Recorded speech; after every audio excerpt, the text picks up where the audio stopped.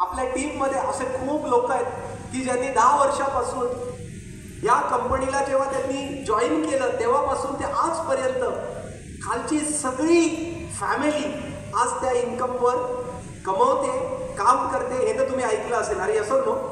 मग यांनी ती लिगसी क्रिएट केली. लिगसी क्रिएट करणं म्हणजे तो एक प्रकारचा चेन सेट करणं. आणि बिझनेस जसं त्या सरांनी सांगितलं तसं सक्सेस हा टेम्पररी न करता परमनंट सेट करणं, याला म्हणतात लिगसी क्रिएट करणं. मग ते जर काम करायचं असेल तर आपल्याला कोणत्या कोणत्या लेवलवर काम करावं लागेल. So what you would like before go away from this world. मग जेव्हा आपल्याला या जगातनं जायचं आहे मग त्या वेळेला काम करण्यासाठी आपण कोणत्या कोणत्या गोष्टींवर काम केलं पाहिजे. कारण ही लिगसी जेव्हा आपण एखाद्याच्या हातामध्ये देतो तेव्हा ती आपण परमनंट देतो. अरे असं नो.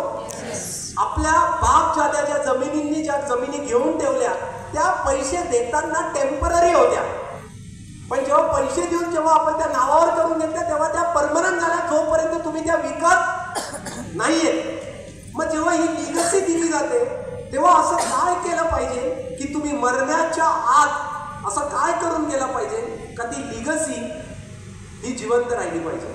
आणि ती गोष्ट तो बिझनेस हा परमनंट झाला पाहिजे. पण आपला विषय आपण बिझनेसला परमनंट नाही घेते. आपण बिझनेसला काय घेतो, टेम्पररी घेतो.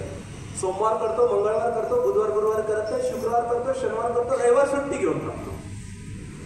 मग अशा वेळेला ती लिगसी क्रिएट नाही होत.